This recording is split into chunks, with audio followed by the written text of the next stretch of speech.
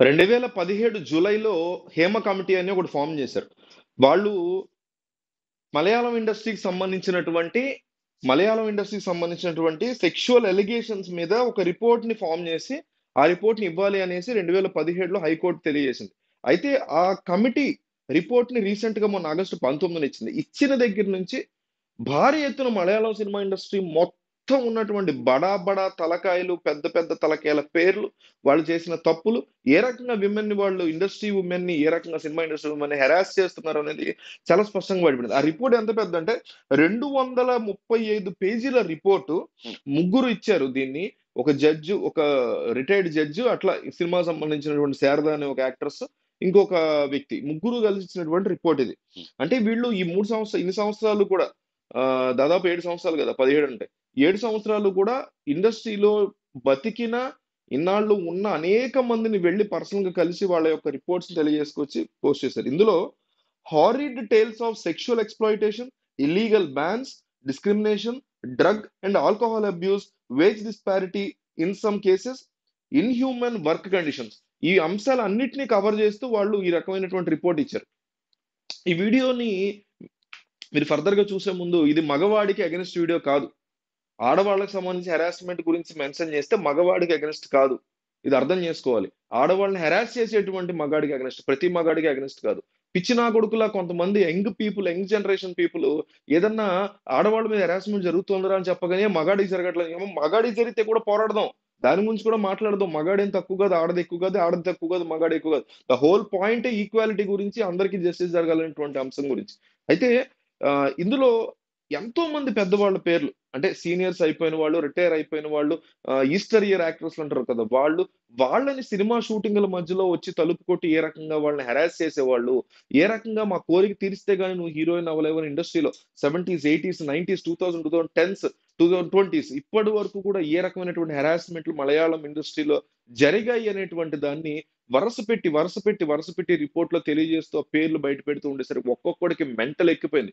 మనకి ఎట్లా అయితే ఇక్కడ మా అని ఉంటుందో అక్కడ అమ్మ అని ఉంటుంది.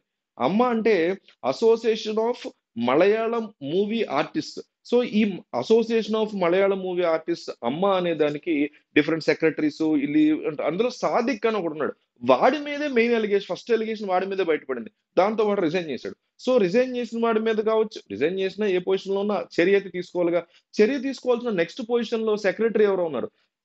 ఈడు రిజైన్ చేశాడు, ఈడి మీద ఆ, తీసుకోవాలి చర్యలు అనుకునే లోపు ఇతని మీద అలిగేషన్స్ బయటకు వచ్చినాయి. వెంటనే మళ్ళీ ఇతను రిజైన్ చేశాడు.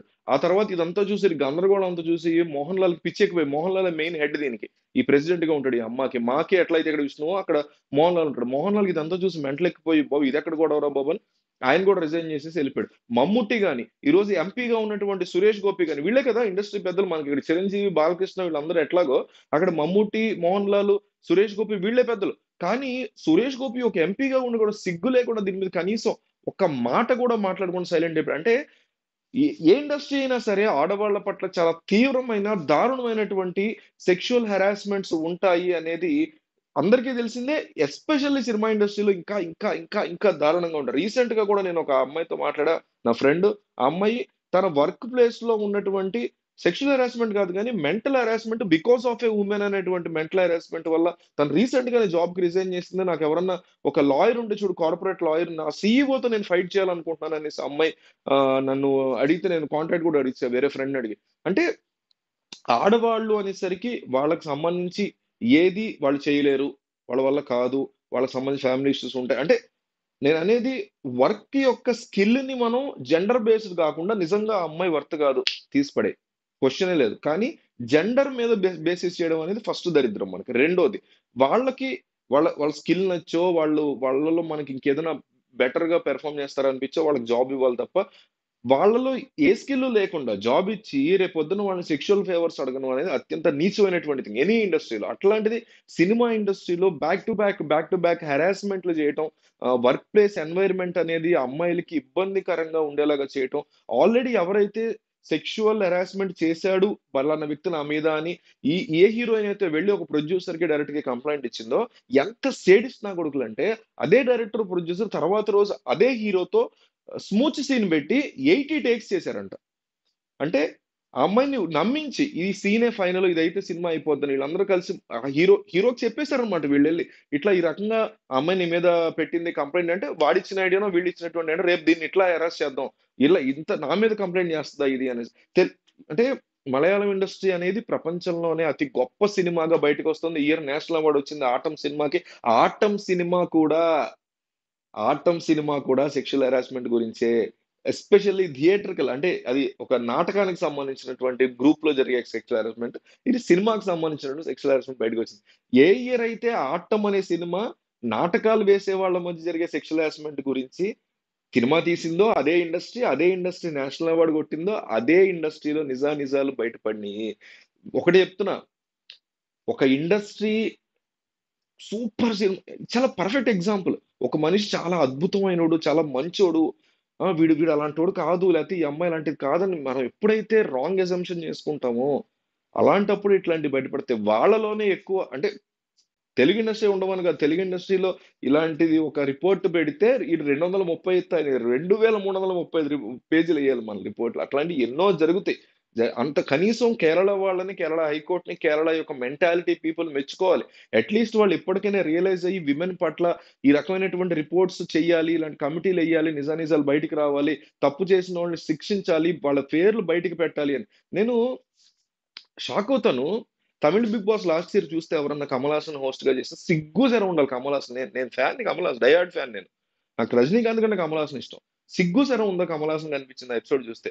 ఒక ఎపిసోడ్ లో ఒక అమ్మాయి, లోపల పార్టిసిపెంట్ గా వచ్చినటువంటి అమ్మాయి, చాలా క్లియర్ కట్ గా తెలుగు హీరో తనని ఏ రకంగా హెరాస్ చేశాడో చెప్పింది. పేరు చెప్పకుండా, సినిమా పేరు చెప్పకుండా, హీరో పేరు చెప్పకుండా, తెలుగు హీరో అని మెన్షన్. ఆ అమ్మాయి తెలుగులో ఒకే ఒక సినిమా చేసింది. సరే, ఆ సినిమా పేరు చెప్తే మీకు అర్థమైపోద్ది హీరో ఎవడో. ఎలిగేషన్స్ కి ఆగిపోవటం వల్ల మనం చెప్పలేకపోతున్నాం. ఆ అమ్మాయి పేరు చెప్పినా కమల్ హాసన్ పేరు చెప్పిస్తే ఇప్పుడు పేరు చెప్పేవాడిని. సో ఇది ఎలిగేషన్ గా మిగిలిపోతుంది కాబట్టి నేను మాట్లాడట్లా. ఓకేనా. సినిమా పేరు చెప్పలా, హీరో పేరు చెప్పలా, తెలుగు హీరో అని చాలా స్పష్టంగా చెప్పింది. తెలుగులో అమ్మాయి ఒకే ఒక సినిమా చేసింది, చాలా సంవత్సరాల క్రితం, మా చిన్నప్పుడు సినిమా అది. ఆ సినిమా షూటింగ్ టైంలో నేను హీరోయిన్ కి చెల్లి క్యారెక్టర్ ఏదో చేశాను. హీరో నన్ను చాలా తీవ్రంగా హెరాస్ చేశాడు. ఈ రకంగా క్యారెక్టర్, చిన్న క్యారెక్టర్లు చేసే వాళ్ళతో అతను అట్లాగే ఉంటాడంట, అందరూ చెప్పారు అక్కడ నాకు అనేసి ఆ అమ్మాయి షోలో చెప్పింది. పేరు చెప్పల, ఎందుకంటే మరి భయపడతా కదా ఆబ్వియస్లీ, పేరు చెప్పల. అసలు కమల్ హాసన్ అంత పెద్ద, ఎంతో రేషనల్ థింకింగ్ ఉండేటువంటి మనిషి అసలు ఎంత వరస్ట్ గా బిహేవ్ చేశాడంటే ఆ రోజు నాకు అసలు నచ్చల. వీకెండ్ వస్తుంది కదా, వీకెండ్ వచ్చినప్పుడు కమల్ హాసన్ వీళ్ళందరినీ కూర్చోబెట్టి మాట్లాడతారు కదా. మాట్లాడుతున్నప్పుడు ఆ అమ్మాయిని ఏం అడగాలి, అసలు ఏం చేయాలి? ఆ అమ్మాయి ఒక ఒక హీరో ఇట్లా హెరాస్ చేశాడు, సెక్షువల్ హెరాస్ చేశాడని చాలా డెకేడ్స్ తర్వాత, ఒక 2 డెకేడ్స్ తర్వాత, 20 ఏళ్ల తర్వాత క్రితం సినిమా అది. 2 డెకేడ్స్ తర్వాత రివీల్ చేసింది. రివీల్ చేసినప్పుడు ఏం చేయాలి, ఆడి పేరు బయటకి ఆ అమ్మాయితో చెప్పించి వెంటనే దాని మీద ఒక ఎంక్వైరీ లాంటిది పడేలాగాను, తెలుగు సినిమా ఇండస్ట్రీ మీద, తెలుగు సినిమా గవర్నమెంట్ మీద ప్రెషర్ తీసుకురావాలి. నిజమైన వాళ్ళు ఎవడైనా అదే చేయాలి. ఇప్పుడు తెలుగు బిగ్ బాస్ లో ఎవరన్నా తమిళ అమ్మాయి అట్లా చెప్పుకుంటే, లేకపోతే తెలుగు అమ్మాయి అట్లా తమిళ హీరో చేశాడని ఉంటే, నాగార్జున అయినా అదే చేయాలి. ఇక్కడ ఎవరు ఏంటనేది కాదు ఇక్కడ మ్యాటర్. అంటే మగవాళ్ళ మెంటాలిటీ కావచ్చు, లేకపోతే కార్పొరేట్ స్టైల్లో ఉండేటువంటి ఇష్యూస్ ని క్రియేట్ చేసుకోవడం ఎందుకు అనుకుంటారు కానీ వీళ్ళు. ఆ వ్యక్తి ఏమ్మా, నువ్వు మొన్న చెప్పావు కదా ఇట్లాగా ఎవరైనా హెరాస్ చేశారని, తెలుగు హీరో, తెలుగు సినిమా పేరు కూడా చెప్పలా, హీరో పేరు కూడా చెప్పలా, పేరు చెప్పు, వాడెవడో అందరి ముందు నువ్వు చెప్పాలి, నిన్ను ఇంత దారుణంగా బాధ పెట్టినాడు ఎవడో నువ్వు చెప్పాలమ్మా అని అంటలేదు కమల్ హాసన్. నించోబెట్టి చప్పట్లు కొట్టించాడు, అంతా ఏం కొట్టించాడో తెలుసా. ఎంత జరిగినా కూడా నువ్వు వాడి పేరు రివీల్ చేయలేదు, నిజంగా నీకు సెల్యూట్ అని చెప్పేసి కూర్చోబెట్టేసి వేరే మ్యాటర్ లోకి వెళ్ళిపోయాడు. మతిపోయింది నాకు అసలు. కమల్ హాసన్ లాంటోడు, ఇప్పుడు వేరే వేరే వాళ్ళు, రజనీకాంత్ అనండి, లేకపోతే ఇంకొకటి విజయ్ లాంటోడు, ఇంకెవడు, వీళ్ళంతా కూడా సోది. చిరంజీవి, నాగార్జున, ఈ బ్యాచ్ అని సోదిగాళ్ళు వీళ్ళందరూ. వీళ్ళకి ఎంతసేపు డబ్బో లేకపోతే ఇంకోటి, అంత ధైర్యం వంక ఏం లేవు వీళ్ళకి. కానీ కొంతమంది, చాలా కొంతమంది ఉంటారు, నాని లాంటి వాళ్ళు, లేకపోతే కమల్ హాసన్. నానితో కంపేర్ చేయట్లేదు, కమల్ హాసన్ చాలా బాగా ఎక్కువ రేషనల్ థింకింగ్ ఉండేటువంటి మెంటాలిటీ వ్యక్తి ఫస్ట్ నుంచి. అలాంటోడు ఆ పేరేంటో చెప్పు, లేకపోతే జ్యుడిషియల్ ఎంక్వైరీ వేద్దాము, ఎవరు నేను అంతగా బాధ పెట్టినప్పుడు, ఎవరు సెక్షువల్ హెరాస్ చేసింది. We have to shame them. నేనే ఉన్నాను, నేను ఇన్ని కబుర్లు చెప్తున్నా, రేపు ఏదో ఏదో చాలా తీవ్రమైనటువంటి సెక్షువల్ హెరాస్మెంట్ ఎవరినో ఒక అమ్మాయిని చేశా, డెఫినెట్లీ రేపు పొద్దున ఆ అమ్మాయి ఆ పేరు రివీల్ చేసి నన్ను షేమ్ చేయాల్సిందే. ప్రూవ్ చేసుకోవాల్సిన బాధ్యత నా మీద తొయ్యాల్సిందే, నేను ప్రూవ్ చేసుకోవాల్సిందే. ఫేక్ థింగ్ అని ప్రూవ్ అయితే మళ్ళీ ఆ అమ్మాయికి శిక్ష పడాల్సిందే. It's a two way thing. So అది చేయకుండా కమల్ హాసన్ ఆ అమ్మాయిని లేపి నించోబెట్టి, నువ్వు పేరు ఇంత జరిగినా పేరు రివీల్ చేయలేదు, నీ నీ ఏమంటారు, నీ వ్యక్తిత్వానికి సెల్యూట్ అని చెప్పి చప్పట్లు కొట్టి కూర్చోబెట్టి వేరే టాపిక్ లోకి వెళ్ళిపోయాడు. అబ్బా, అంటే ఇంత ఎత్తున నా దృష్టిలో ఇంత ఎత్తులో ఉంటాడు Kamal Haasan. Not as an actor. యాక్టర్‌గా ప్రపంచంలోనే అది గొప్ప యాక్టర్. అది వేరే విషయం. As a character person, rational thinking ఉన్న వ్యక్తి, ఒక క్రియేటివ్ జీనియస్, అన్ని విషయాల మీద కరెక్ట్ విధానంలో ఉంటాడు. రిలీజియన్ గాని, కాస్ట్ గాని ఇలాంటివి ఉండకూడదు. హ్యుమానిటీ ఉండాలనేటువంటి ఒక డిఫరెంట్ మెంటాలిటీ ఉన్న వ్యక్తి. ఇలాంటి థింగ్స్‌లో చాలా సీరియస్‌గా ఉండేటువంటి వ్యక్తి. ఉండొచ్చు వేరే వాళ్ళతో అఫైర్‌లో ఉండొచ్చు. అవి వేరు. అఫైర్‌లో ఉన్నంత మాత్రాన, లేకపోతే 2, 3 పెళ్లిళ్లు చేసుకున్నంత మాత్రాన వీళ్ళందరూ కూడా ఆడవాళ్ళ పట్ల ఈ నీచంగా ఉంటారు గాని, ఆడవాళ్ళ పట్ల కూడా చాలా పర్ఫెక్ట్ వ్యక్తి కమల్ హాసన్. అలాంటోడు అలా చెప్పేసరికి నాకు మెంటలెక్కేసింది. సో, ఈరోజు అక్కడ అన్ని పేర్లు బయటపడి, అమ్మ అనేటువంటి ఒక పెద్ద లాంటి ఒక పెద్ద దానికి వాళ్ళు రిజైన్ చేసి వెళ్ళిపోతున్నారంటే, ఏ రకమైనటువంటి దారుణాలు జరుగుతున్నాయి ఇండస్ట్రీస్‌లో అనేది చాలా స్పష్టంగా బయటపడుతోంది. ఇందాక చెప్పినట్టు కన్నడ గావచ్చు, తమిళ్ గావచ్చు, తెలుగు గావచ్చు, హిందీ గావచ్చు, ఎనీ ఇండస్ట్రీలో ఇలాంటి రిపోర్ట్‌లు, కమిటీలు బయటికి రావాలి. ఎన్నో సంవత్సరాల నుంచి చిన్మయి పోరాటం చేస్తోంది దీని మీదే. ఈ ఇల్లీగల్ బ్యాన్స్ అంటే అఫీషియల్‌గా పలానా వ్యక్తిని బ్యాన్ చేస్తున్నాం అని చెప్పరు. వాళ్ళు తమ సెక్సువల్ కోరికలు తీర్చకపోతేనో, లేకపోతే సెక్సువల్ కోరికలు తీర్చమన్నాడు అని బయట పెడితేనో. చిన్మయి విషయంలో అదే జరిగింది. చిన్మయి ఎంతో మందికి సంబంధించి ఇండస్ట్రీలో పర్టిక్యులర్ పీపుల్, వరేముత్తు గావచ్చు, కార్తిక్ గావచ్చు, వీళ్ళందరి మీద అలిగేషన్స్ ఏసింది. పలానా వాళ్ళు సెక్సువల్‌గా కొంతమందిని హెరాస్ చేస్తున్నారన్న విషయాన్ని తను ప్రూఫ్‌తో సహా బయటపెట్టింది. ఈ కారణం చేత చిన్మయిని చాలా దారుణంగా ఇల్లీగల్ బ్యాన్ అంటే సాఫ్ట్ బ్యాన్, ఎక్కడా గూడా పైకి తప్పు చేసింది చిన్మయి బ్యాన్ చేస్తున్నాం అని చెప్పరు. ఇట్లా ఎంతో మందిని చిన్మయి అనే వ్యక్తి బయటికి చెప్తోంది కాబట్టి ఆ విషయం తెలిసింది. ఇట్లా ఎంతో మందిని మేల్స్‌ని గూడా గావచ్చు. మేల్స్ కూడా ఉంటారు గదా!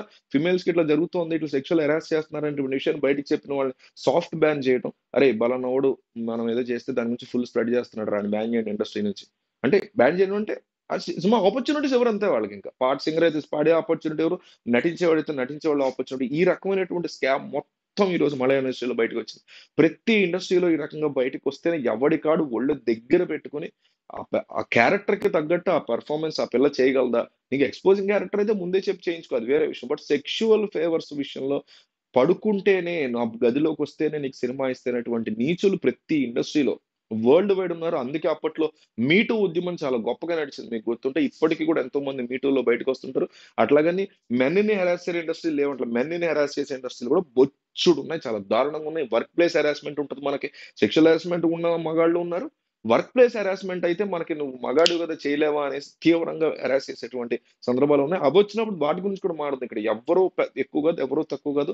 ఎవరికి సంబంధించిన వాటి మీద డెఫినిట్‌గా ఆ టాపిక్స్, ఆ ట్రెండింగ్ టాపిక్స్ వచ్చినప్పుడు మనం వాటిని ఉపయోగించుకొని ఇలాంటి విషయాలన్నీ డిస్కస్ చేసుకుందాం. దీని గురించి మీకు ఏమన్నా ఒపీనియన్ ఉంటే రాయండి. అండ్ నా రిక్వెస్ట్ ఏంటంటే నేను జనరల్‌గా అడగట్లేదు ఈ మధ్య. ఈ వీడియోని షేర్ చేయండి. మీ వాట్సాప్‌లో స్టేటస్‌గా పెట్టండి. చాలా మంది